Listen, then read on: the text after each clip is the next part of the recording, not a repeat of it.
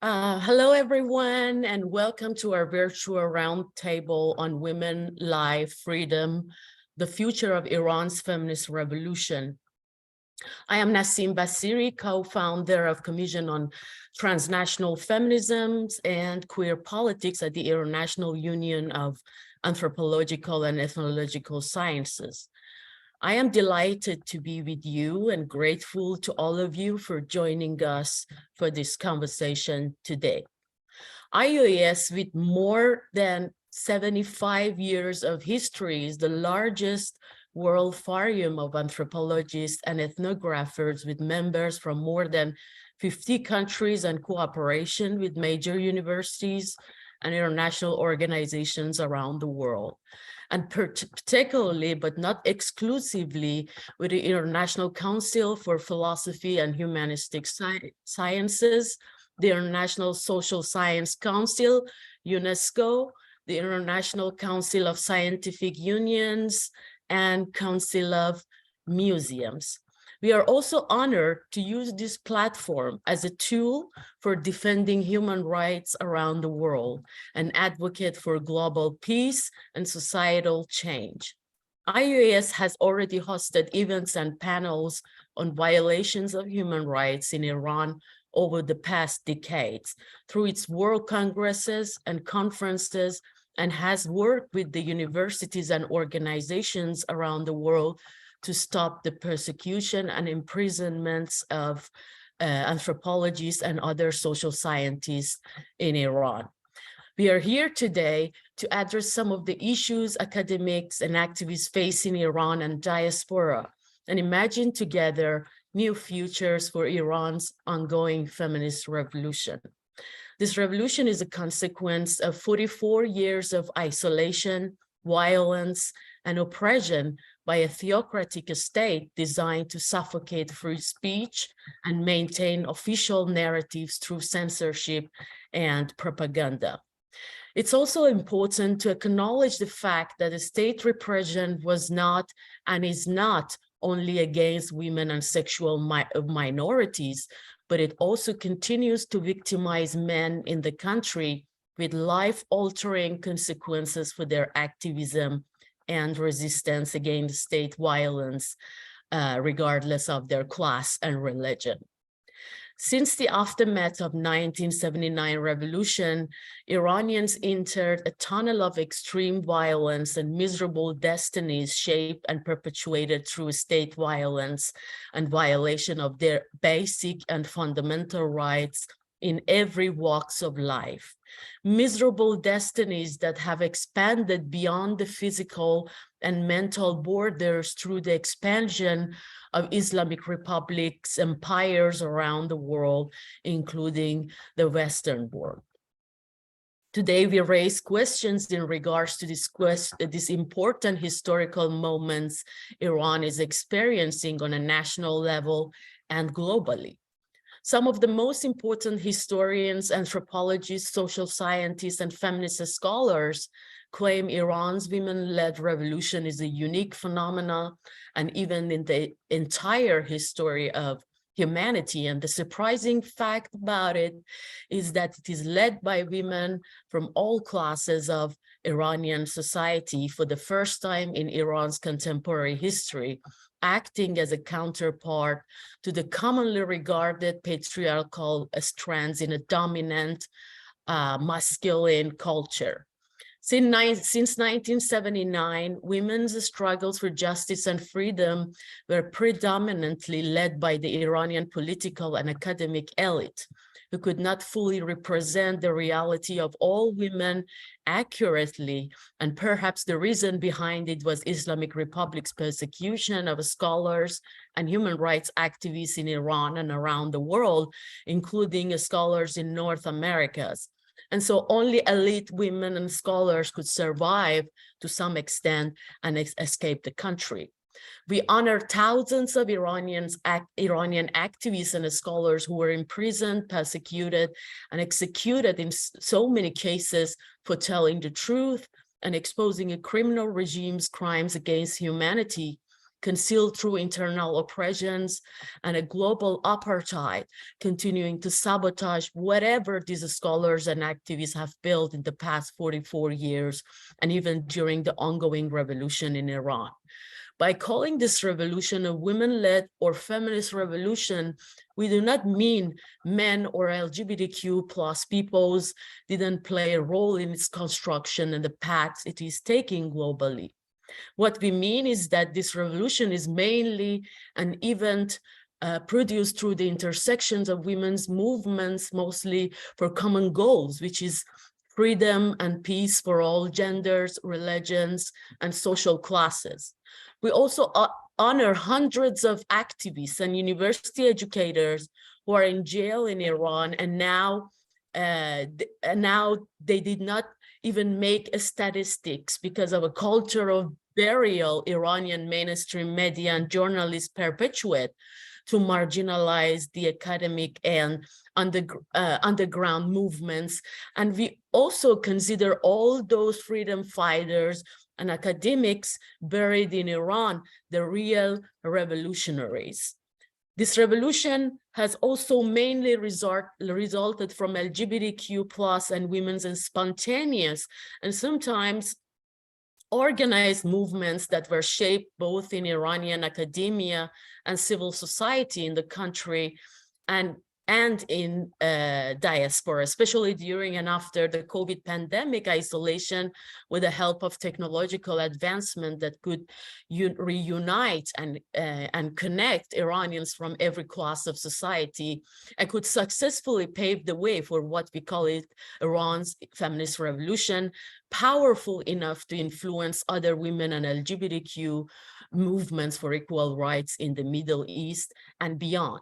A major example of Iran's revolutionary waves transforming futures and lives in neighboring countries is women's movement and struggles against Taliban's barbaric and criminal regime that has targeted women's lives, bodies, and education since regaining power in Afghanistan in 2021. And despite their marginalization and demonization in academia, transnational movements and civil society organizations, and after the 1979 revolution, Iranian feminist activists and researchers have shared their resources, global networks, and experiences with Middle Eastern and North African women and academics to transform their lives, careers, and scholarship. Today, we are honored to have some of the most successful Iranian activists, scholars, and scientists in exile joining us for this conversation. These scholars and hundreds of other activists and academics have sacrificed their homelands and dreams to be who they are today and to raise awareness on women and LGBTQ plus lives in Iran and a wider interconnected Muslim world, despite the dangers, belittling, and dismissive of the importance of the valuable works they were doing in diaspora. Our guest speakers today are Faegheh Shirazi, Nooshan Shakarabi, and Anahita Mahdavi West. Faegheh Shirazi is a professor in the Department of Middle Eastern Studies at the University of Texas at Austin. Shirazi's experience and research interests include popular religious practices, rituals, and their influence on gender identity and discourse in Muslim societies, with a primary focus on Iran's Islamic wailing, material culture, textile, and clothing. Some of Professor Shirazi's notable published works are History and Significance of Islamic Textiles, Brand Islam, the Marketing and Commodification of Piety, Muslim Women in War and Crisis, From Reality to Representation, Will Jihad, Muslim Women's Quiet Resistance to Islamic Fundamentalism. And in addition to her published books, Professor Shirazi's publications include numerous chapters in different published books and scientific journals. Our second speaker is Nooshan Shakarabi, who is a professor and chair of political science department at San Diego Canyon College. Nooshan is an Iranian immigrant residing in the United States since 1984. Professor Shakarabi is an author and a poet. She has served as a political consultant for several Iranian news networks in California, and some of her publications include Understanding American Government, 2005 to present, Seasons in 3 volumes, The Historical and Political Influence of Imperialism and Colonialism upon 21st Century China, the 2008 US presidential elections and why it matters to you. Professor Shakarabi has also a new work in progress titled In Pursuit of Honor, Iran's Post-Revolutionary Foreign Policy, from 2020 to present. Our third speaker is Anahita Mahdavi West, who is a professor of human services addiction studies at Long Beach City College. Anahita immigrated from Iran in 1985. She holds a master's degree in clinical psychology and a PhD in social psychology with a concentration on international psychology from the Chicago School of Psychology, where she focused on resiliency, acculturation factors of Iranian, Iraqi, and Afghan immigrants in the United States. As a clinician, Professor Mahdavi West has worked within the prison system, both in juvenile system and the adult drug courts. She has been working extensively with refugee communities. Anahita teaches undergrad and graduate courses in both clinical psychology and social psychology, and has an upcoming poetry collection with a foreword from her husband, the activist, scholar, philosopher, Professor Cornel West, who is with us today. So welcome, Professor West.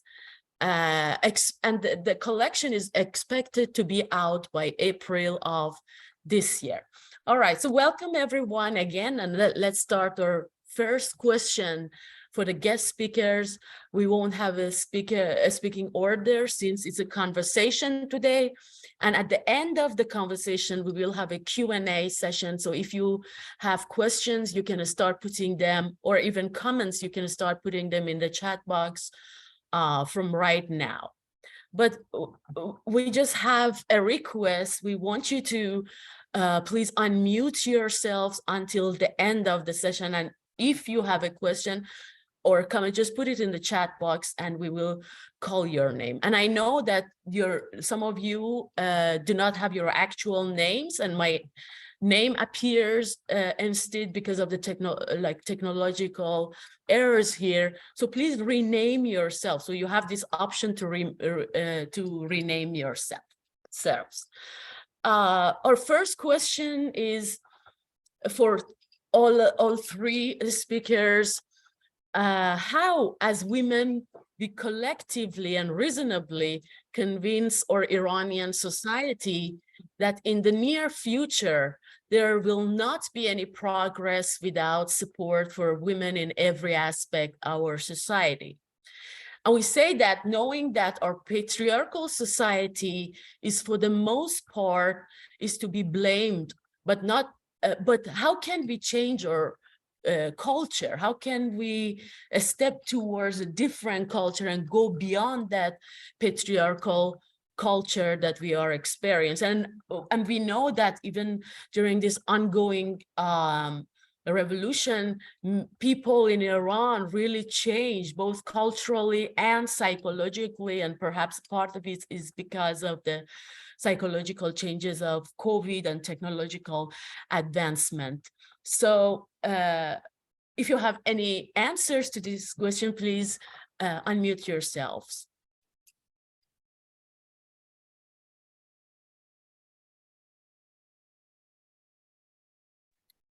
Professor Shirazi, would you like to start talking about it and then others join you? Yes. Actually, that question, I guess, was posed by me. And I'm very happy that you consider, posing it to everybody. It is my experience that culturally we are very strong culture and cohesive, and unfortunately, it doesn't mean we have a perfect culture. Many times, our own people find excuses for the wrongdoing and blaming it that it is the culture. Okay, my take on it is we as people who living in diaspora or any other people that they are not living in Iran at this point, none of us can change the culture. The only possible way is if people within our Iranian society decide comprehensively working together and, first of all, convince themselves that there are certain things in our culture, it really does not fit in the 21st century. And we have to let go of that. I don't see any other way that any society can improve themselves unless they decide collectively that there is some issues that we are dealing with and we should stop using our culture says that, our culture says the other thing. So I am puzzled how in a patriarchal society that many women also welcome that. It's not only men, but also many of our own women support them. How one is able to make a little dent or little crack. My only way of thinking is it has to start from each and every one of us within our own house, and then to a larger population. But this will take years and years to make a little difference. But I am hopeful it is not impossible. It is possible. The only thing that maybe prevents us, I don't want to say that we are lazy. We are not lazy. But for the conveniences, we always go back to our old ways. We have to be able, with our knowledge, with the change of the world, with everything that is available to us, why is it we cannot change our own wrongdoings? And let me give you one example. If our elderly people, our young people, are really progressive people or ultra religious people, all are able to use and have access to internet when possible. They all have a cell phone. They all had learned to educate themselves about learning something new that is useful.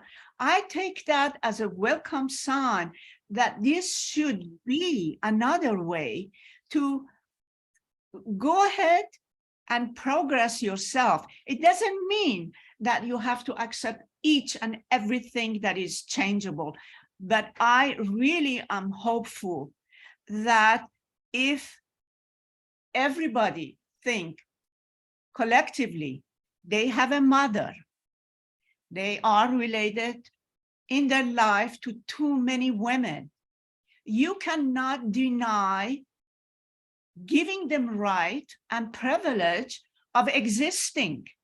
If we all think in that direction, perhaps there would be a big hope. Thank you so much. These are really good points you mentioned. And I think Iranian society is ready to jump into that new dimension or the path that is taking place in Iran, and both in exile and in diaspora, because for the first time, we see that thousands of 50,000, 100,000 of Iranians from every class, every religion and political orientations come together and protest against injustices. So thank you so much, Professor Shirazi. Professor Mahdavi West, would you like to comment on it? And please unmute yourself.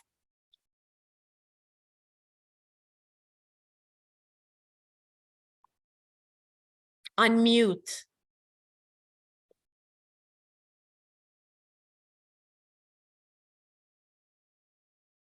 Also, until Professor Mahdavi West unmute themselves, Nooshan, would you like to comment?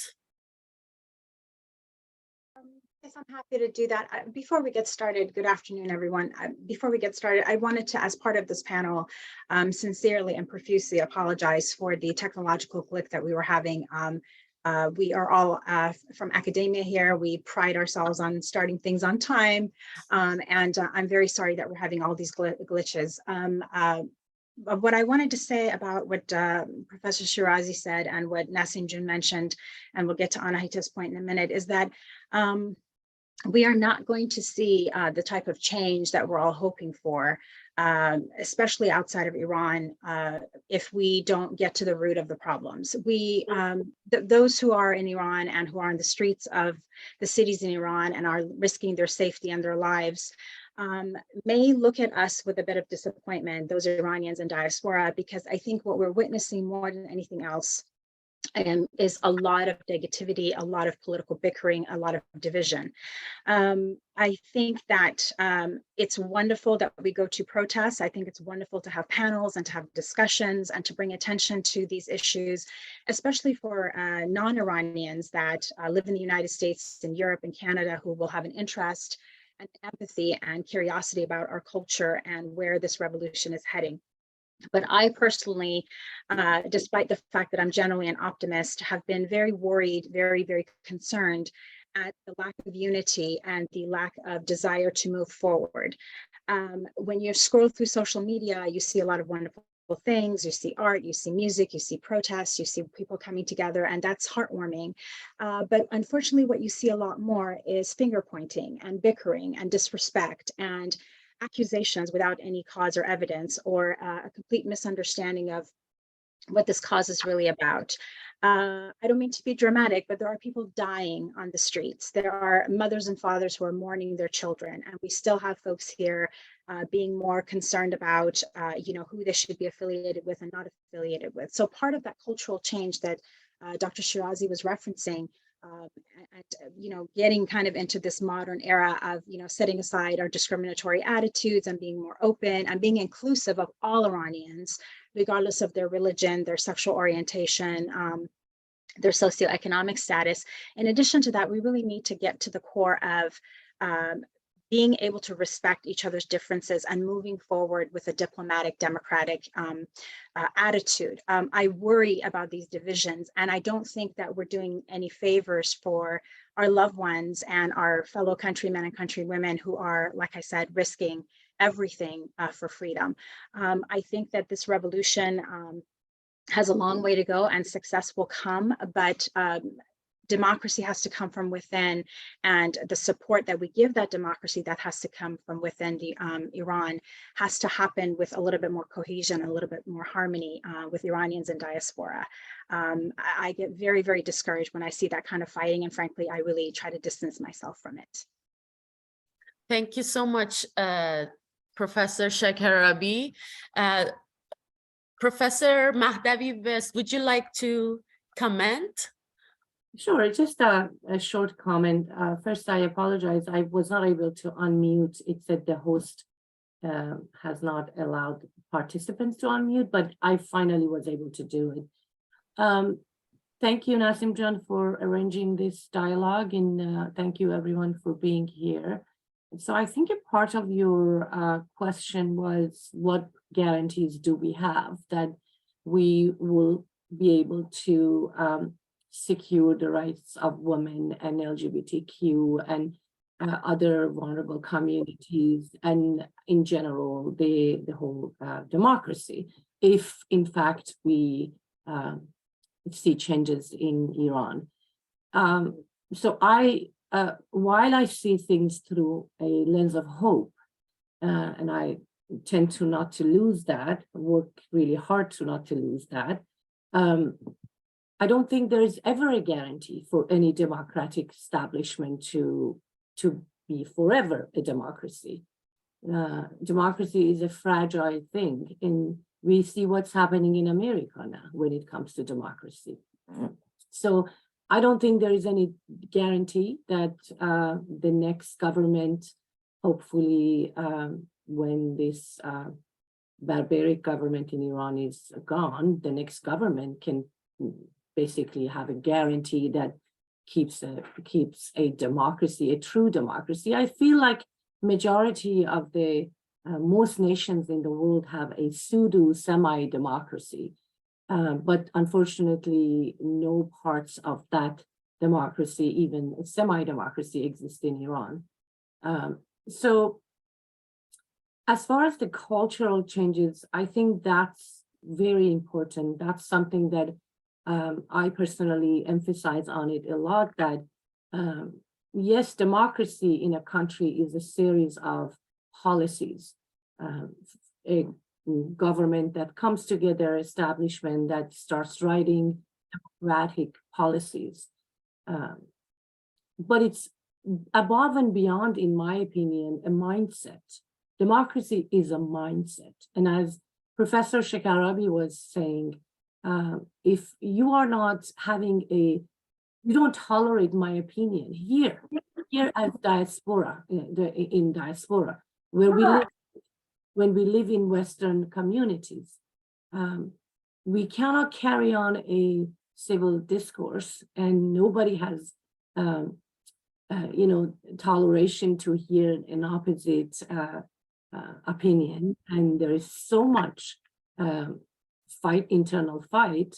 That by itself is a portrayal of our mindset is not democratic. I have to agree with you in order to have a civil relationship with you. You have to agree with me in order for me to see your humanity. So my hope is whoever or whatever that establishes a government in Iran obviously works for the democratic Iran, but at the same time starts coming up with a lot of projects to create that mind revolution for democracy. Mhm. Because without that, everybody has biases. Those who say they don't have biases, they're wrong. Everybody has biases. You live in a patriarchal society. It is in you. I mean, how many times women have hurt women in different areas? So it's inside of us. So getting rid of those implicit biases and internal biases towards others, whether it's women, LGBTQ, other minority religious communities, it has to do with that internal mindset revolution of wanting truly the well-being and humanity of others. Thank you so much. And what do you think are some of the ways that particularly media can work on such discourses and to establish new discourses from right now? Because that civil discourses are very important, and it's not something that should be made only in diaspora because of the freedom of speech, but how to actually shape and establish these discourses in Iran. And since we know that BBC Persian, Iran International, or Voice of America, they are the platforms, the Persian services of them, they're the platforms that are being watched a lot in Iran. So what would be some of your suggestions for these news media networks? Are you asking me or the panel? All of you, you can just unmute yourself. Yeah. While I can just answer you really shortly. I think it's happening now. I have watched some of these media outlets that you were just mentioning. I think it's happening. They invite people from different walks of life, and they have dialogues and conversations. So yes, absolutely, media has a great role, and to have more and more people from different ideologies, to have roundtables like this, to have discussions like this, absolutely is helpful. But it also has to do with the leaders. Well, we can talk about leaders and leaderships, but I'm talking about those who are emerging now as, you know, somewhat diaspora, this coalition and leadership. It also has to do a lot with them, those who have larger followings and they have such visibility to be able to constantly actually educate and inform their own followers that, you know, watch your language and watch your demeanor. We want to create democracy with everybody. We don't want to have these internal fights. You know, for example, well, maybe it's too early to address this, but now that we're on the subject, a lot of people, I saw some postings, communication or comments back and forth on social media, and people were at each other's throat just because somebody didn't call Reza Pahlavi Shahzadeh. And these people are actually working with him. And so it's kind of like, who is responsible to tell these people that this is not democracy? You know, so it has a lot to do with also how these emerging leaders train and talk to their followers.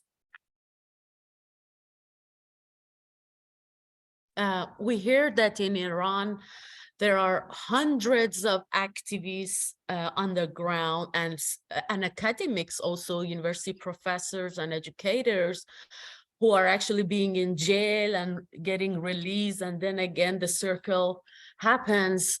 How these news networks can be inclusive, because we know that so many people even contact them, and these people, the accounts of violence against these people, or torture and imprisonment, doesn't find their ways into the media. So I think that's another important thing to talk about today, and I would like Professor Shirazi and Professor Shakarabi also comment on that, because it's very important, and seems all governments in contemporary Iran have failed to be inclusive towards activists, towards educators and intellectuals from all classes of Iranian society. What would be some good ways to go beyond it, and also not just that, but going beyond nationalism, because it's becoming destructive in the case of Iran and also some other Middle Eastern countries. What do you think?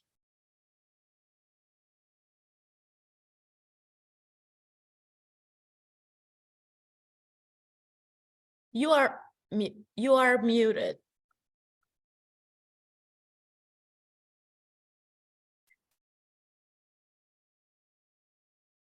Nooshan, would you like to answer these questions while Dr. Shirazi unmute themselves?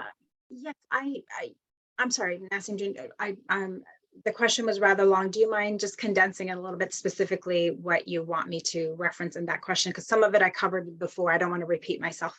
Yes, sure. And, you know, you can just connect it to several issues, because I know you lived in California for a long time, for decades, and you're familiar with the leaders, and not just the feminist leaders or women's rights activists, but also men or those who are working in favor of Pahlavis or whoever. This divisiveness is there, and it doesn't let people unite together, even though they are oppositions, but then they still have those, you know, all the stereotypes in their mind that doesn't let people unite. What do you think, and how we can go beyond that royalist nationalism?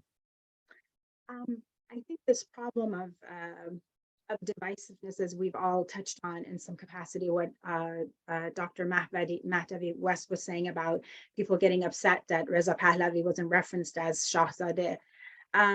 That's a grave problem. You know, if who you are as a leader, what you represent, how you even follow leaders or support leaders is very telling. I think we have a problem of elitism in our culture.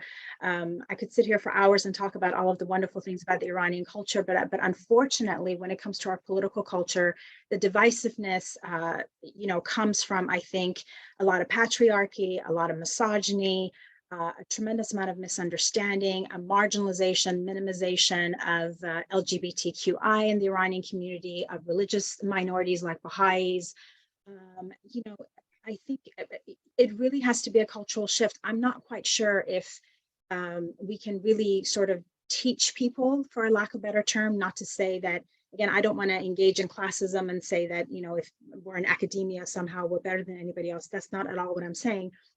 But if we don't start rather early and recognize that, you know, how you present yourself as a leader, as an academician, as a scientist, as an artist matters, and what you say and what you do has a lasting impression, this is just going to continue.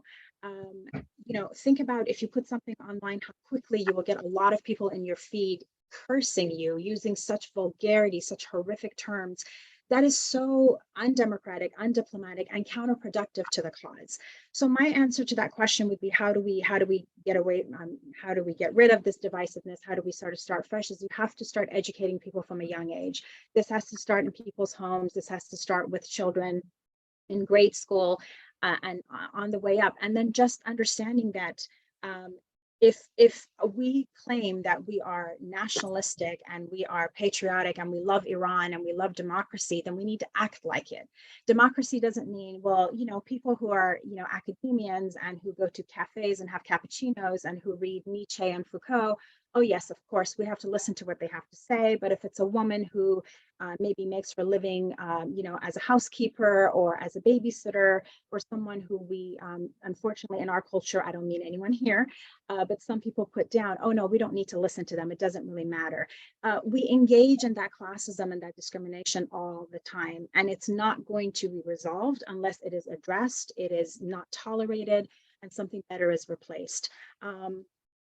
That's the only way, because I think that if, again, we are doing a disservice to those who are in Iran when we frankly get distracted by these side conversations about why didn't you call Reza Pahlavi Shahzadeh? Come on. So for me, it really has to go back to a sense of togetherness and really kind of changing the dialogue. You have to change the discourse. You have to maybe attack this from a constructivist perspective. You have to change the ideals and move forward. Otherwise, we're just going to keep repeating the same cycle, in my opinion. Yes, that's I think it's very important to finish that generational cycle that had created a very dark history for Iran. And I think me and Anahita we were talking about it, that how can we learn from our history? Mm-hmm. Prior to the revolution and post-revolutionary Iran, that was the darkest time of, and it's like, it's very scary historical era, not just for Iranians.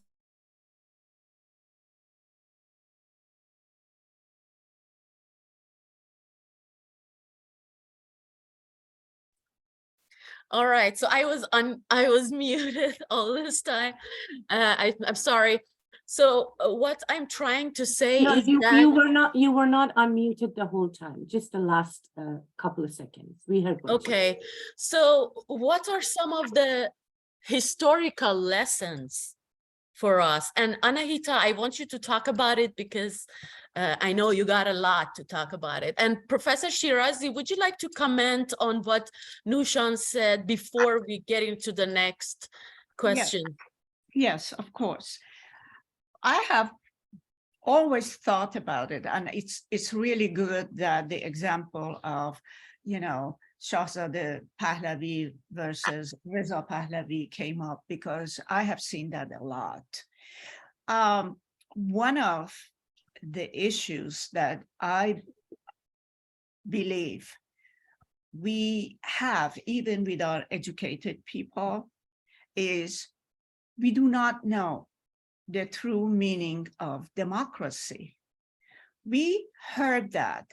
Unless you agree with me, then you are not in. And one of the problems that we have, and I heard also that Dr. Shakarabi made a reference to, is we have to start educating our people from very young age. I give you an example. As a mother of 2 grown-up children, I was amazed, and my children were born and raised in the United States. I was amazed to see that every year, these 2 little kids from preschool all the way to maybe 3rd, 4th grade, they had a day that they would cast a vote for a nomination.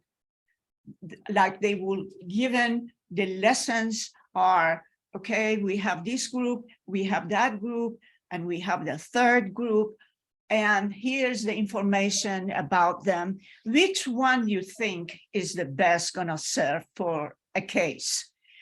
So they have learned and they are familiar with the process of your vote is important. We're not talking about fictitious votes that we have seen in our cases.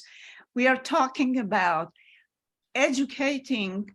That's a part of the children's education, that you as an individual have the right to vote for whoever you want without being punished.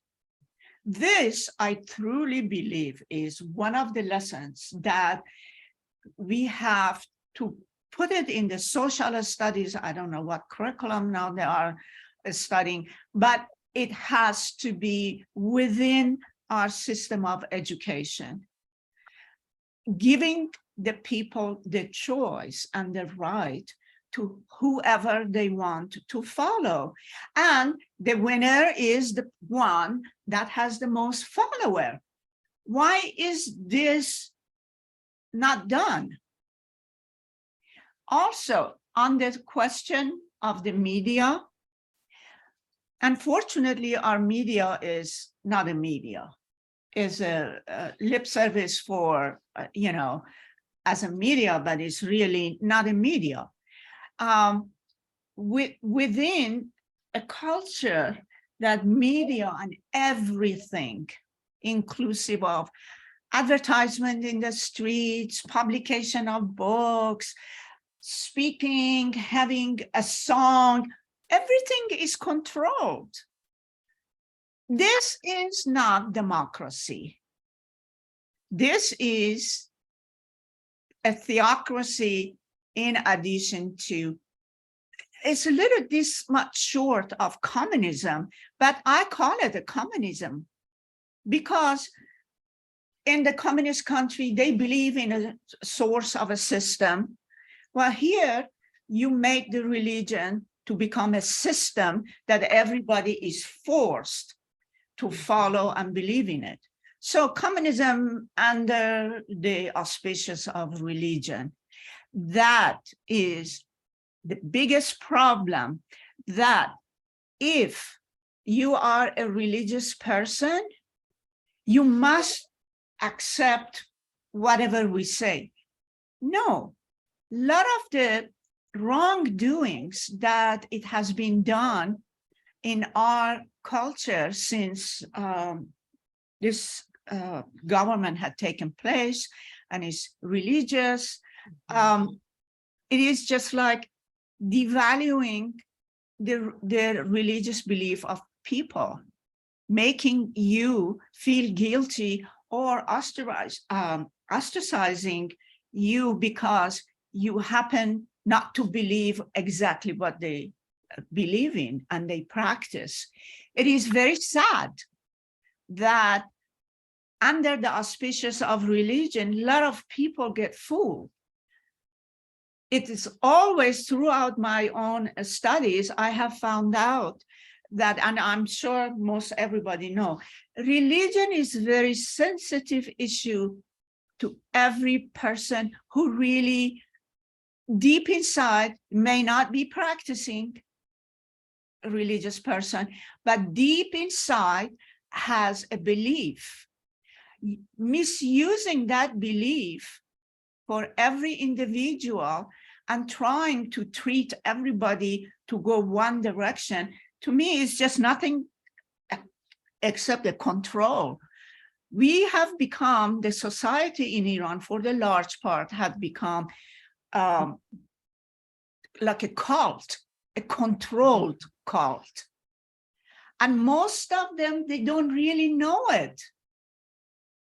Or maybe they know it, they don't want to change their idea. So my take on this is, first, understanding and learning what is the meaning of democracy. It doesn't mean, well, I use that Shahzadeh example over and over again. Yes, Shahzadeh, but in this case is like me, like you. We don't have these titles, except when we go to our job. So what is the job of the Shahzadeh? This is what I question. You title people with their job unless they're officially something else. So why the group that are following Reza Pahlavi are insisting on something? Is that any different from what the government of Iran is doing to their people? No, that's not democracy either. Let people choose. And then don't get hung up on naming each other something, nasty, or accusing everybody who doesn't happen to believe in your philosophy as a terrorist or a betrayer. This all comes from not knowing the meaning of democracy. Allow me to speak and express myself as much as you allow yourself to knock me down. This we have to learn. Thank you. I think Iran's situation really resonates with post-communist societies, and you're right that there's lots of similarities.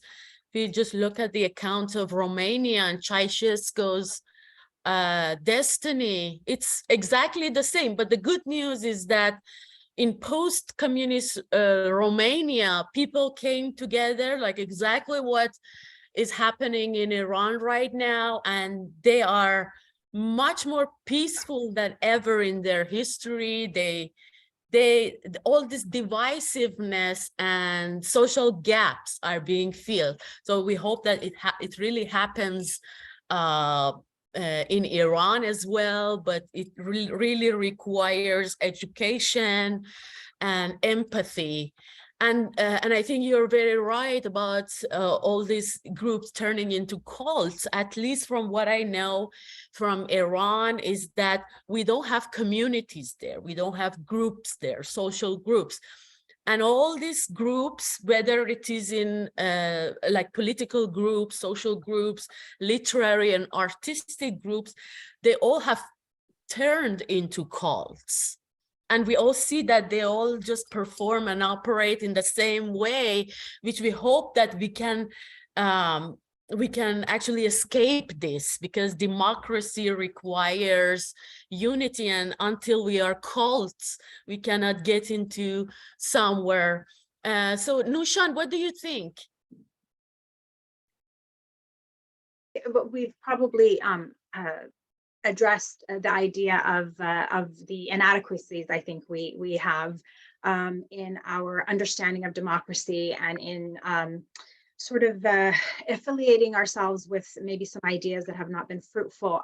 I'd like to kind of push it forward and look ahead a little bit. If we were to get away from these misunderstandings that we have about democracy and become better attuned to what really matters, and we have some level of, I suppose, to use something Hobbesian, some level of social contract, and we can agree on some basic civil liberties and civil rights and move forward. What then can we do in the long term to support our fellow Iranians back home, and also to have a greater unification in diaspora? Again, it's okay for us to criticize and bring attention to the inadequacies that we have. But again, if we want to practice what we preach, we need to, again, move forward in a way that's more united. I think that I'm going to go ahead and make a huge assumption and say every single person wants to see Iran be free. Whether they consider themselves fans of a monarchy or they consider themselves fans of something, a secular democracy, and everything in between, whatever it is. So we have to keep our eye on the ball. I think what ends up happening is that we get sidetracked. Okay, so here are the problems.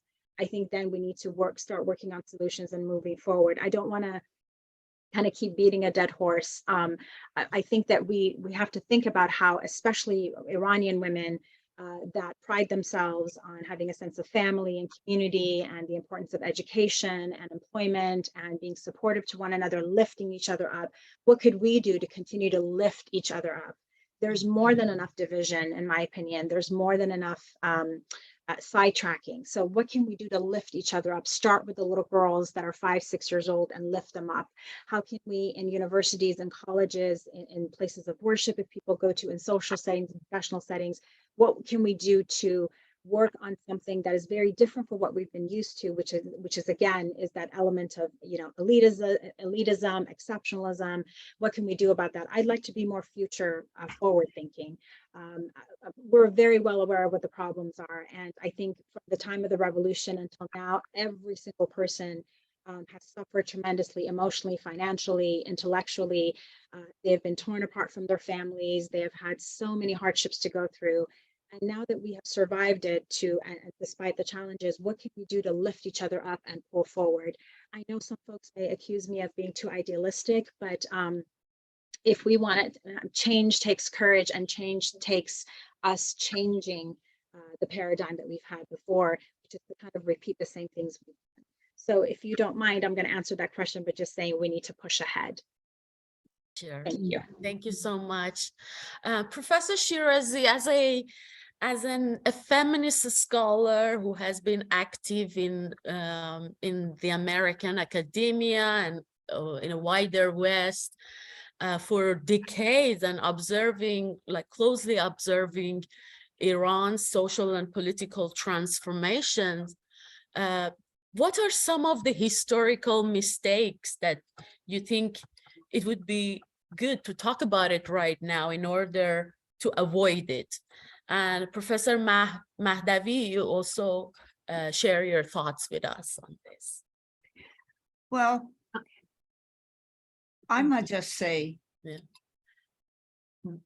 in our new constitution that was drafted when the government changed from theocracy, from the imperialism to theocracy. Are you able to hear me? Yes, we are hearing you. In our constitution, there were a lot of lip service to the women. Our women are free, our women are, upon our eyes, our women are this. But the core problem is none of these things were practiced. It is so good in writing when you read the Constitution that the #1 item is it starts with women, which is very historical. But that's besides the practice. What I really envision is not to give so much lip service, but count every citizen, every Iranian within the boundaries of in and outside of Iran, give them the equal rights and the human rights that they have. I understand our patriarchal society has a hard time to digest this. But within the practice, we have to practice from our own home. We have to make our men to be accountable. We have to step out of some of those things that, you have to kind of pacify him because you need his help. We have to forget about these things. But how we can practice it, there are so many traditionalists that they would be accusing somebody like me that you are so Western. Being a human rights, it's not Western or Eastern. I am tired of everything we do. We are mislabeled as, oh, because you live on that other side of the world. They think that we don't have any problem at this side of the world. This side of the world also had so much misogyny against the women. How did they get rid of it? By having laws installed that you will be responsible if you do this, if you disrespect this, if you bring shame to somebody. That's the only way. I promise you, if those things in the Constitution or all the Western countries are removed, men goes back to the same behavior. The only thing that I think the government, whoever is going to be, if this guy is going to continue, I don't know. But the government should stand in front of the disobedience. At least follow your own constitution. The constitution that we have, part of it is lip service, the other part is full of misogyny. So my take on it is start from beginning, start redrafting a constitution. I don't know, engage women in writing and being participant in their constitution. It always reminds me, Nasim June, it always reminds me the term of history is he's a story. For God's sake, let us be, her story, because we have a lot of stories to share and compare. So from the beginning, we have faced misogyny. I'm talking about everybody, but some people, some society, how they curved it down, how they at least corrected themselves, is just by institution of laws and practicing it. Thank you. Thank you so much. Really good points. And Professor Mahdavi Ves, what are some of your thoughts on the issue? I have to gather my thoughts together because we talked about so many subjects. Well, to answer, or not to answer, to talk about the concept that Professor Shakarabi mentioned and said, we got to move forward. I think that is a great concept to work with, but I feel like when we talk about a lot of these issues and what is democracy and all of that in a manner of almost very lectury and academic, we can lose our people. I want to come from a lens of understanding, not judgment. I want to use my empathy and understanding rather than judgmental approach of a lot of critical points that we bring up for our people. Not that they're not true, but as it's, if I want to look at it with psychological point of view, whether social psychology or clinical psychology, you have to put the lens of understanding that a nation that has gone through so much ups and downs and so much violence, like Iranian nation, for the past 100 so years, is a traumatized nation. And trauma response is anger, is not having tolerance for you, and it's not wanting to hear the oppositional views. So first, let's look at this phenomena with an understanding lens rather than a judgmental lens. I can understand why people are angry and why people have zero tolerance to listen to anybody other than their own views. I can understand why Republicans, when I say Republicans, I mean Jomhuri Khah, have their point of view, and monarchists and leftists and right and center, and their followers are at each other's throat because everybody wants to survive. So when you're constantly on a survival mode, you have this low tolerance for anything that threatens that survival. So I can understand that. I can absolutely understand it. But I wish, Professor Shirazi, that voting was the only thing that democratic societies are based on, because we vote here and we see what happens. So that's a part of it. When you look at the political policies and procedures, a congressional processes, a parliamentarian processes, all of that. But I feel like as the diaspora that has lived in Western societies and has benefited from the opportunities that the society has given us, we've got to work really hard to not to be detached from Iranian society, really hard to not to come from a judgmental point of view. And how do we move forward is both with internal forces and external forces. The internal forces, the grassroots movements of Iran, Iranian society, are the determining factors. And those grassroots movements and those freedom fighting movements did not start 20 years ago or 40 years ago.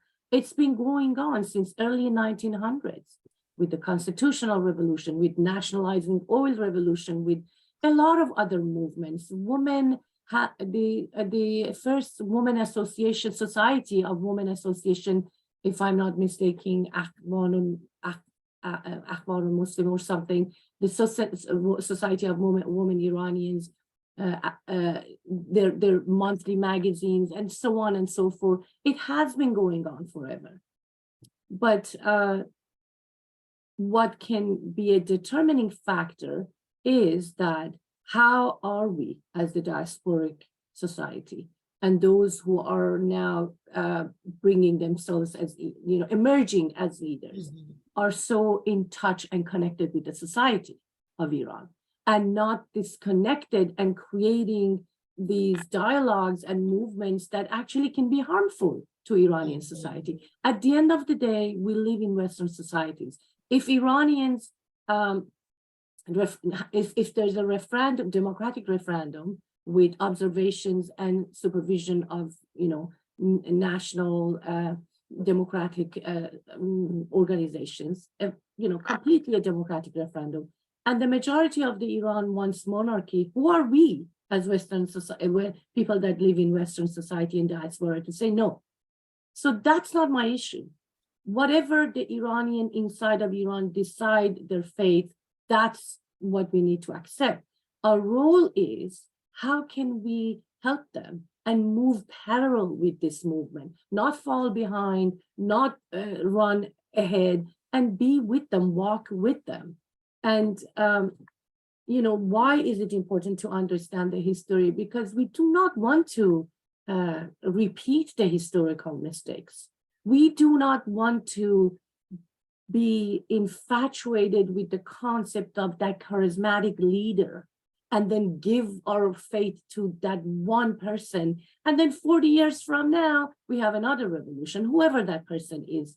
So we want to learn the history. One thing that kind of hurts me is that a lot of the new generation that are living in Iran or somewhat have made their ways here for universities or other reasons, have a lot of harsh things to say to people that were, in the streets in 1979 revolution.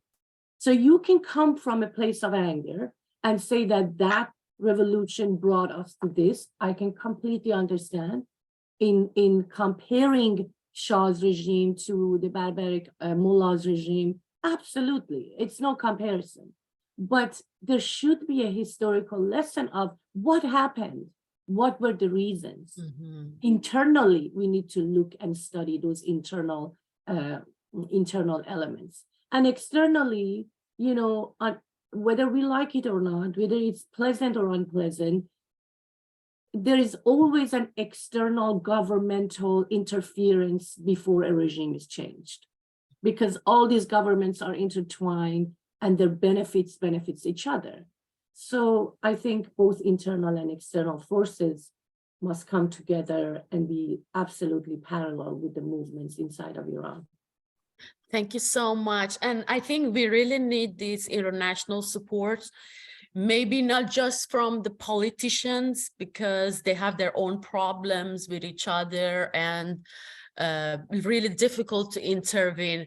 But since we know that education is very important, it can play a very important role in shaping the future of this revolution and the future of this new Iran that everybody's making together. What are the importance of the roles of scientific organizations, civil society organizations, or non-profit organizations, especially the Western academia, universities and institutes of higher education? I want you to a little bit talk about that, and let's see that what are some of your expectations? And since we know that Iranian feminists, Iranian activists were demonized after the revolution because of the expansion of the Islamic Republic's empire around the world that has infused their doctrines and their ideologies into academia, and especially in Western academia, what changes would you like to see? It can be from syllabus to curriculum to workshops to organizing conferences and educating the students about the realities of women's life, LGBTQ people's rights in Iran, because we see that Afghan women's names and activisms, movements, it's everywhere. There's no problem to talk about them, or Iraq, or on Palestine, or Lebanon. But once it comes to Iran, everybody gets scared of you, even, so especially in North America, and especially in the United States. What has made this situation? What has made these academics get scared of Iranian academic writers and also activists? And this is a question for three of you, because it's very important. What they should do, because a lot of them come to us or ask us, how can we help? I mean, this is the beginning of the collaboration. And so what are some of the paths you suggest?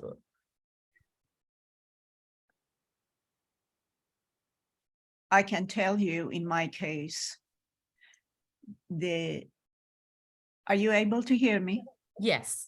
Okay, I can tell you in my own case, being in front of the class and talking about gender and Islam and gender and, art and all that.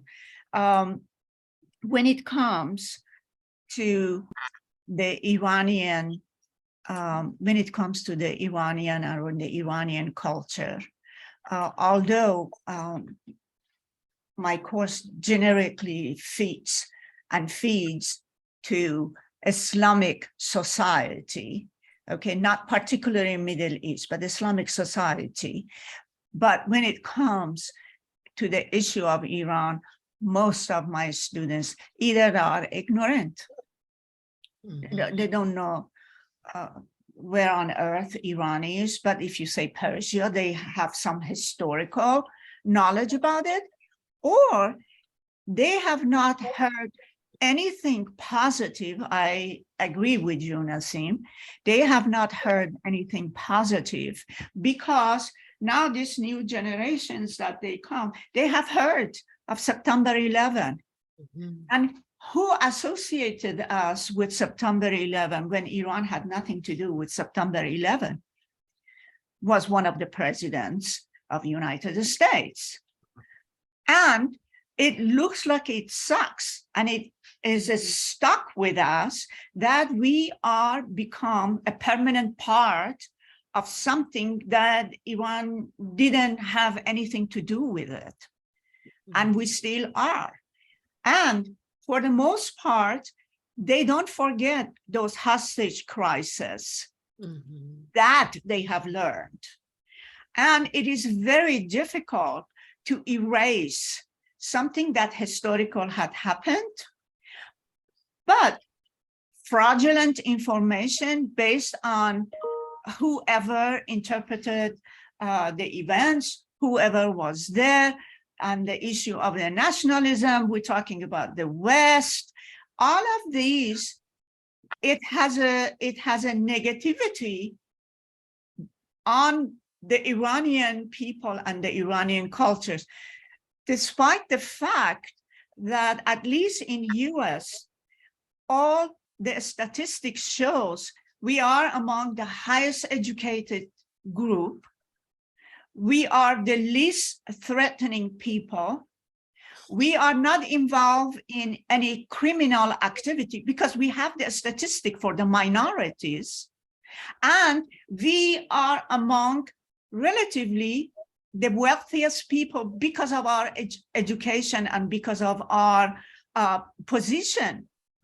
But unfortunately, when it comes to the regular population, the minute you hear that, first of all, Iran, that God knows how many million times I have corrected my students, it tells me that mispronunciation, it has started from the media. Now go figure out. If we have somebody in the media here that is least interested to even search the pronunciation of a correct pronunciation, what do we expect from those in Iran? For some reason, I was very much observant the first 3 months of this Khizesh, the revolution in Iran. Nobody, no media in United States was even talking about it. Yeah, that's true. That's very true, because I always, watch for the news in American media, and the revolution news doesn't make its way to the American media. There are very rare announcement maybe, but people talk to us even in the street at the campus saying that we don't hear anything in the US, despite the fact that in Europe, the media and even the streets are being bombarded with the news on Iran. So that is or in Canada even. So that's, and I know that for sure hostage crisis and September 11 is a reason behind it. They're scared of maybe like normalizing their relations with Iran, but I think it's good to know that Iran is not the Iran of 1979 revolution. Iran has changed, and they really want peace with the United States and with the rest of the world. That's why they're getting rid of this dictatorial regime. So what do you think, Professor Mahdavi West? Yeah, I wanted to stay on the question that you asked, which was what can the academia do? Because I know we're also short on time. So you asked what academia can do, or people that are, say they have some forms or positions in the academia. But before I do that, I would like to also mention something that we got to be very careful how to not to ourselves marginalize other communities.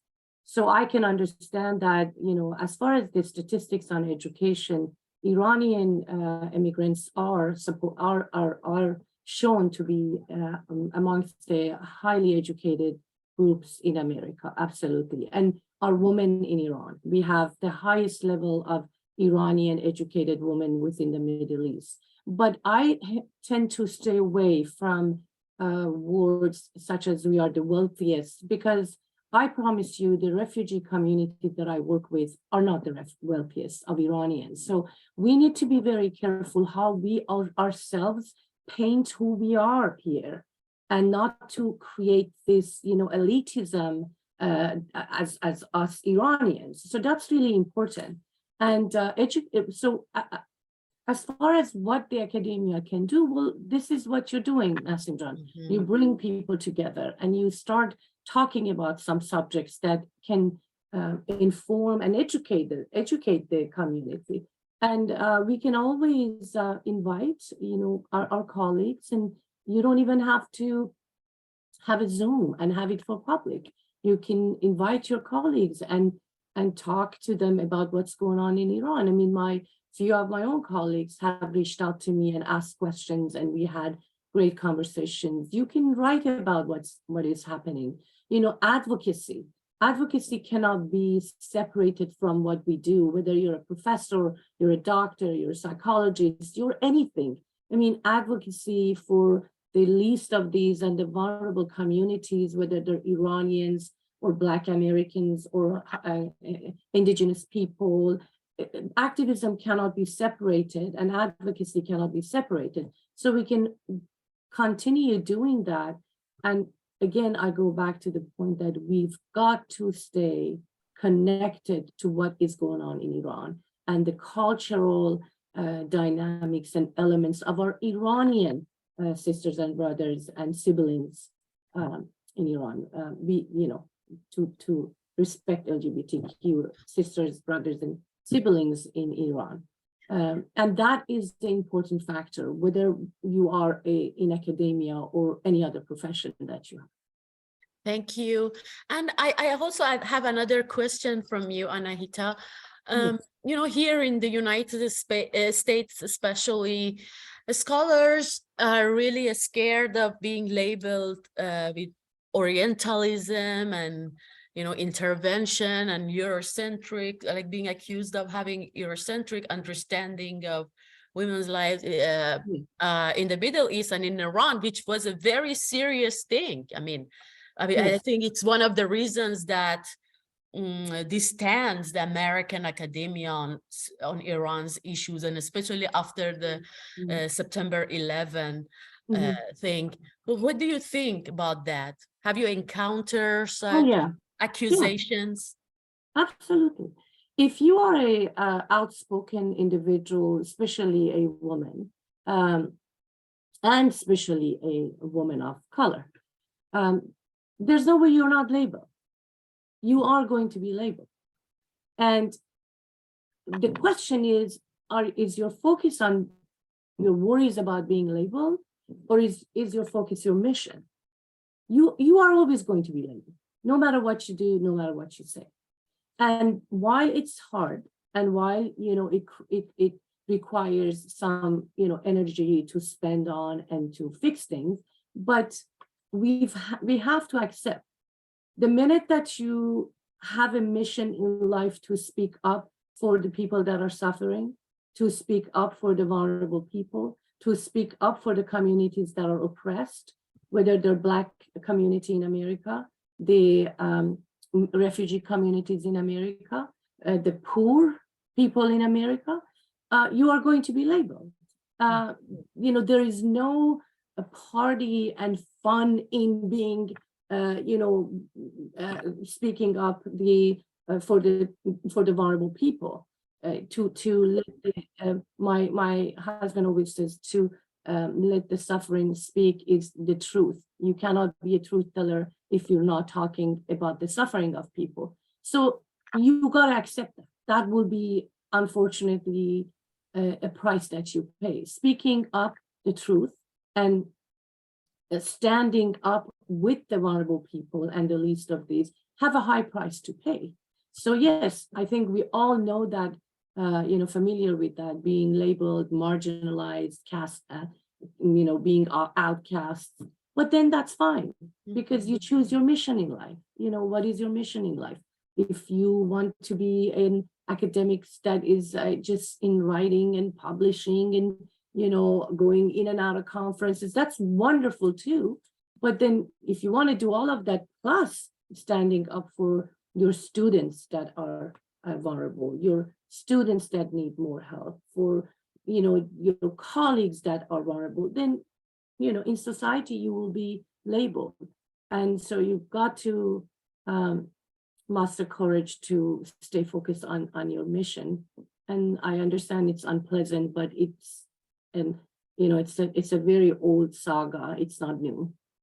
Yeah, I think these concepts of Orientalism and Eurocentrism doesn't work for Iran anymore, because the violence really screams there.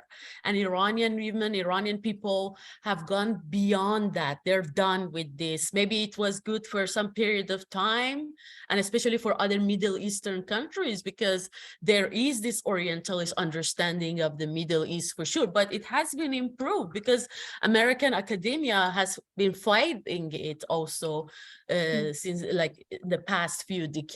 So Professor Shakarabi, what do you think? What would be some of your ideas on the issue? I'll share with you something personal that I do. I have really reevaluated, even though I've been teaching for 24 years, I've reevaluated my syllabi, my lesson plans, the way that I speak about topics of this nature, especially in my international relations courses or political theory courses or comparative politics courses, to really come from a place of equity and inclusion. I think that the best service that I can give is to share my knowledge, my information, my learning with my students. And again, not operate from a place of being above anybody. This is not about me having any kind of, it's kind of the model immigrant perception. It's coming from a place of equity and inclusion that, we, the Iranian people in diaspora, Iranians there, we have suffered like many, many other groups. And it is perfectly possible to recognize that, to respect that, and to, again, move forward in a way that is inclusive. I think, again, it's one thing to be prideful of who we are. It's another thing to come across as if we are also saying that we are somehow above or different or better than other minorities. So what I do is when I teach in my classes, when I'm on panels like this and others, when I'm going to conferences, when I am having a cup of coffee with my colleagues, as Anahita June said, you don't necessarily even have to do anything public. Even in my private interactions with other people, come from a place of, frankly, tolerance and being inclusive and being loving and being understanding, and realizing that we have a lot more in common than we have in terms of differences. Again, at the risk of sounding overly idealistic, I prefer to be idealistic than to continue to perpetuate this kind of division. So the best thing a person in academia can do, just speaking from that lens, I don't have other people's expertise, just my own, is to come from a place of love and understanding and kindness and being inclusive and operating from a place of equality. I think people respond much better to that. If you speak to someone, to anybody, from a place of love and respect, they're going to respond to you a lot more than if you come from a place of, listen, I know better than you, let me tell you how things are. We have a lot more control about what we can do here in terms of educating and helping non-Iranians as well as Iranians than we have on the actual streets of Iran, Tehran and Shiraz and all the cities in which people are protesting. So you have to come from a place of kindness and being inclusive. Otherwise, I'm afraid that you're going to sort of have people detract from your cause. So that's my service to this cause. Thank you. And I think another important thing to insist that, and from now on, even when you talk in your classes, please just tell them that violence doesn't need theorization. Violence is violence, and people should be able to freely talk about their violent experiences, especially those of us who come from authoritarian regimes and we don't have freedom of speech, we don't have opportunities to to talk in our own countries. Like it's considered as a crime. People go to prison for it. People get tortured for it. So I think it's very important that the Western academia, and especially in the United States, like stop thinking that talking about violence causes war between Iran and the United States. It doesn't. We see that right now, even we are asking the United States and other Western societies and politicians to help the revolution, and they don't, most of them, they don't want to intervene. So they won't fight. They won't. There won't be any war. That we should make sure that there won't be any war. So thank you so much. But this is the last question, and I think it's important. Again, I start with Anahita. My question is that how you know that there's a very wide generational gap in Iran, and what would be some of the ways that we can fill in the gaps? We can like help in filling those generational gaps or even addressing them. Okay, so I try to be short because of the sake of time. I think it's almost at 3 o'clock. So generational gaps are something that exists in any community or in any nation. It's generational gaps exist in every house, in every family system.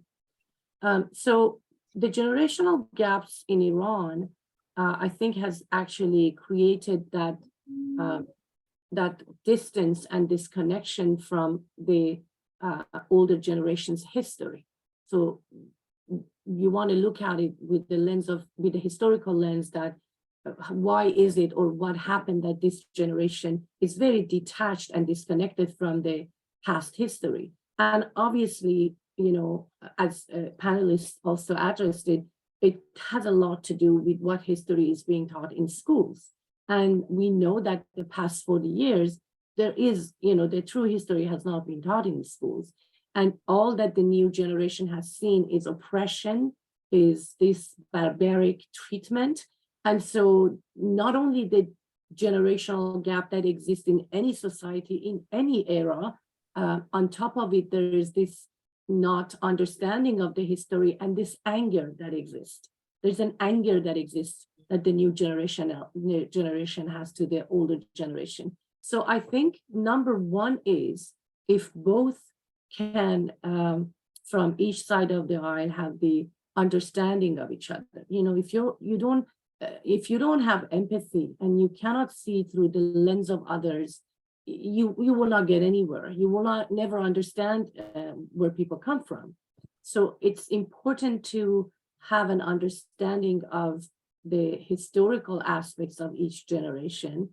It's important to come together and have dialogues and have discussions.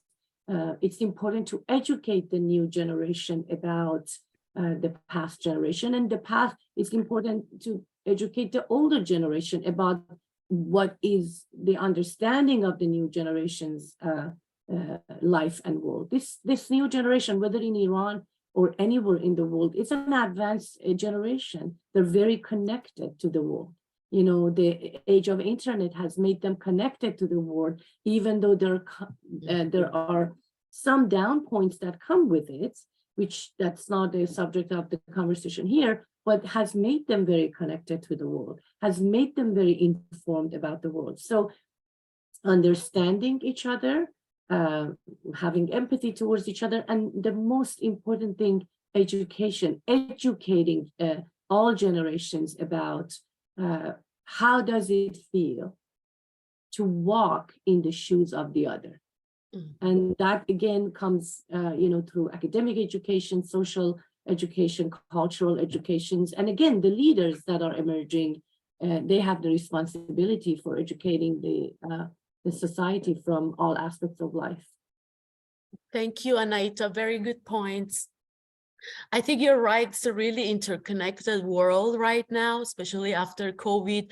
So being westernized or easternized do not have a meaning anymore in the world, because even the Western world is becoming Eastern. They're constantly in exchanging thoughts, exchanging ideas, culture, food, and also scholarship. And with the rise of artificial intelligence, I think very soon the whole world will be interconnected, and maybe they will speak in one common language. Nobody can expect, this rapid and fast technological advancements, where it is taking us and what is doing to our brains. Thank you so much. So Professor Shirazi and Shakarabi, please take 1 minute if you want to answer the question about generational gap. Only 1 minute, because we're going to go to the question and answer session for half an hour. But at the end, if we have time, you can just reflect or whatever you think is necessary to be said. Well, I 100% agree with Dr. Mahdavi on education. But most of people make a mistake about education. That means getting a degree. That's not, there are a lot of people with PhDs and high degrees, MDs, what you name it. But in my opinion, they are not educated. They are people with degrees. Education is knowing about your own historical background. If you are Iranian, we must know our own history, not from one source, not from a dictatorship, we have to seek out knowledge and information from multiple sources, educate ourselves, and education can do tons of good. When your brain is open, and you learn something new, it will affect your behavior. If we don't know anything about our cultural past or our own history, we're not educated. We are not educated. And education doesn't mean that once we learn, we start blaming what had happened. What happens in history is in the past. The biggest issue is what that past had taught you, that you do not repeat the same mistake for your future. So this is my take on that. Overall, we need to be educated at many different levels. And education is first a start with your own history. Be educated about what had happened to the case of the women. You don't need to be a historian. It has been written. It's available. We can learn that by educating ourselves about our own women and our own struggle for the past 100-some years. We have been trying to be counted. It's not just yesterday. It's over 100 years that we have tried to be counted as an equal body in our society. Learn about what had happened throughout the history. Thank you. Okay, that's all I have to contribute. Yeah, thank you. And I think I've read in so many places that forgetting ourselves and our history is the source of oppression. And that's what exactly the Islamic Republic did, and all authoritarian regimes. They want people to forget who they are and what happened to them. And if you remember, then they go after you. So that's why people are scared of talking about their histories in Iran or who they are. But then it is the end of that again, because of the technological advancement and especially artificial intelligence and activation of our DNAs. We can have access to information to 12 generations back. So things are really changing. And Professor Shakarabi, can you comment for 1 minute? Nasim, and if Dr. Shirazi and Dr. Mahdavi don't mind, I think in the interest of time and respecting people's time, I don't have anything more brilliant to add than what Dr. Mahdavi and Dr. Shirazi already said. So I will yield, if you don't mind, my time to open it up to questions to our participants, because I don't want them to feel like we're not addressing that. So I'll turn it back to you. Yeah, sure. But we don't have a lot of questions right now here, except one question from Mr. Khatami, Mohsen Khatami. Can you please unmute yourself and ask the questions or comments you got? Can you hear me now? Yes. اوکی ببخشید من فقط نسیم جان من میخوام ببینم من فارسی میتونم صحبت کنم یا انگلیسی من یا زنگ زده اوکی خب ببینید اگر میخواین فارسی حرف بزنید میتونید حرف بزنید و ما کمکتون میکنیم برای ترجمه. But it's all up to you. We can help you.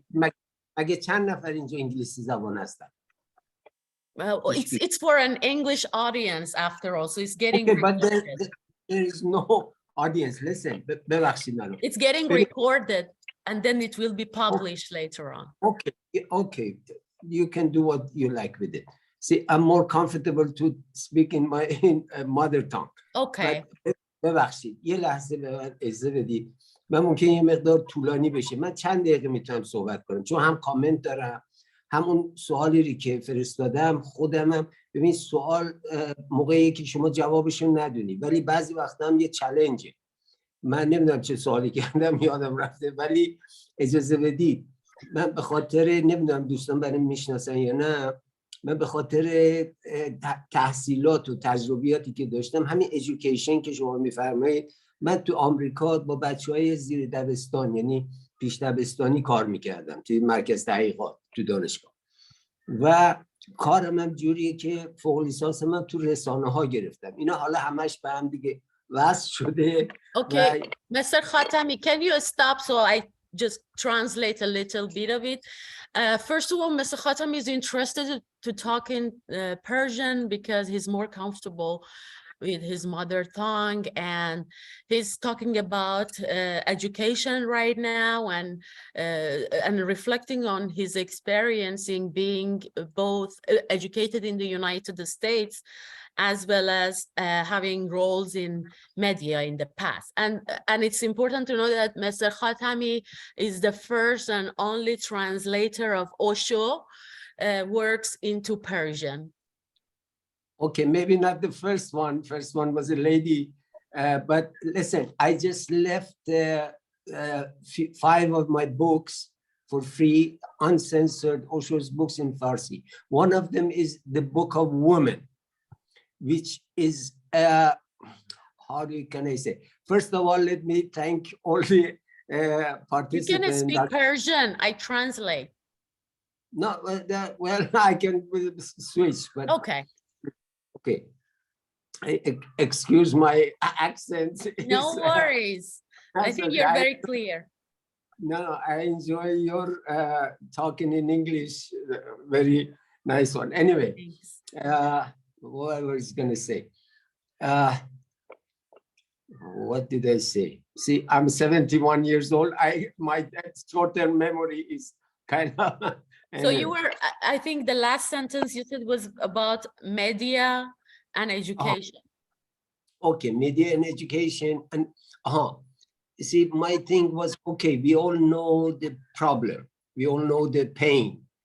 My interest and my focus is on how to relieve the pain and how to educate this masses of people who are really ignorant. And I'm very agree with some of the ladies, especially Dr. Anahita, which I think she was bolder or more outspoken than any of other two, which I really enjoyed all of them. But Anahita, she really made to the point because we are slaves of this habits of Iranian Taruf and all this nonsense that is happening in Irani culture.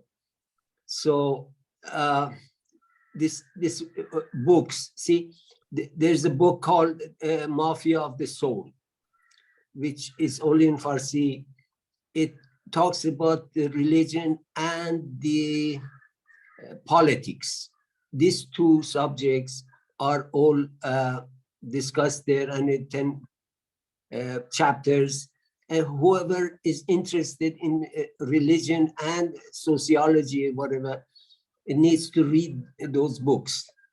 And the Book of Women, actually, this is the basic ABC of this, what happened, because the whole history of women and the suppression throughout the history is explained there. So all I can suggest is that people better read such books. And also I invite you, because I ask you, who are your main audience? Are you educating the Western people?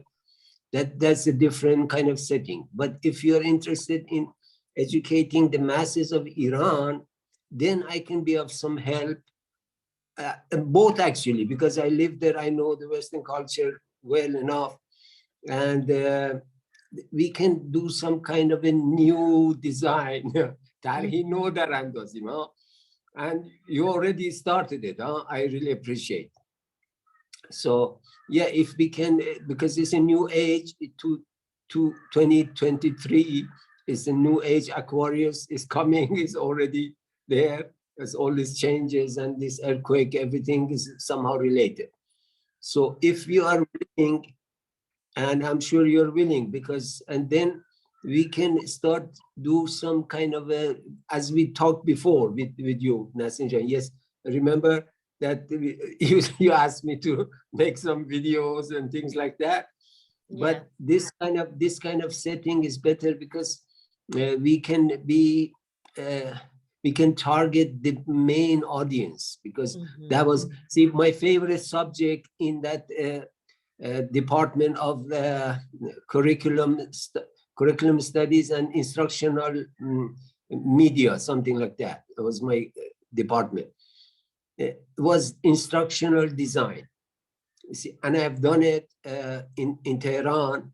I designed courses for different purposes, for different ages, whatever objectives and things. So this is like a very technical subject, instructional design. You can design many instructions for various people, women under 40 years old, or men above 60 years old, things like that, or for children. Okay. These can be possible. And I have the material. The list of my translation is more than 101 books. Only 101 books is translated. And beside those small articles and things. So I don't want to. Thank you so much. Yeah, enough me talking too much. No, that's fine, but we have limited time, so we want to get into other questions. But thank you so much for very informative comment and your great suggestions. We will definitely use your experiences in the future. I leave it up to you. Whatever you like to do with it. Thank you so much. Thank you. Thank you so much. So if anybody else has a question or a comment even, please unmute yourselves and ask the question or put it in the chat box. But in the meantime, our speakers, if you have anything to say or share with the audience or your future audience, because it will be recorded and you will have a message, please feel free to talk about it. Nasim John, I have to catch a flight at 7 a.m. tomorrow, and so that means getting up around 3 or 4. And so I just want to thank everybody for your patience and my great colleagues, panelists. Thank you for your collaboration and your comments, and Nasim yourself for bringing everybody to, for everybody that gave their time to be here, and everybody have a blessing rest of your Saturday and weekend, and until we see each other again. Thank you so much, Anahita, and we are so honored to have you. Really bright scholar. I always appreciate you and your scholarship, and hopefully we will have you in the future panels or conferences. Thank you so much. Of course, the pleasure. Thank you. Bye, everybody. Nasim John. I Same, cannot leave. Nasim John, same for me. I really appreciated your effort in organizing this, and I'm really thankful to the other scholars for their contributions. And it was a pleasure to meet two new progressive, educated women that their work contributes to other Iranian women in diaspora, or maybe indirectly affecting the women in Iran. I really appreciate it. And I really appreciate you, because I know how hard you work as an Iranian woman in the diaspora to be helpful to the others. Thank you for inviting me, and I'm very honored. Thank you. We are also honored to have you, Faegheh Jun. And we also thank everybody who took their time to join us from so many countries in the world. I know we have colleagues from American University of Cairo, Mr. Khatami from Kathmandu, Nepal, and it's too late, maybe it's 4 in the morning there, and others from the United States, from Asia. Thank you so much. Professor Shakarabi, would you like to talk about Yes. whatever comment, your final remarks? Yes, absolutely. Thank you, Nasim June, for putting this panel together and facilitating it. It was very nice to meet you, Dr. Shirazi. I've had the pleasure of working with Dr. Anahita Mahdavi West before, but it was great to be a part of this. I think that, again, there are such important things to talk about, and I think the more we have discussions like this, the better. I'm just very, very glad that I was included and I was invited. I really appreciate that, and I just wish all of you a wonderful Saturday. I apologize that I have to log off as well. I have to get to another panel, but thank you so much, Nasim June. Thank you very much. Thank you so much for your really participation and great insights you brought here.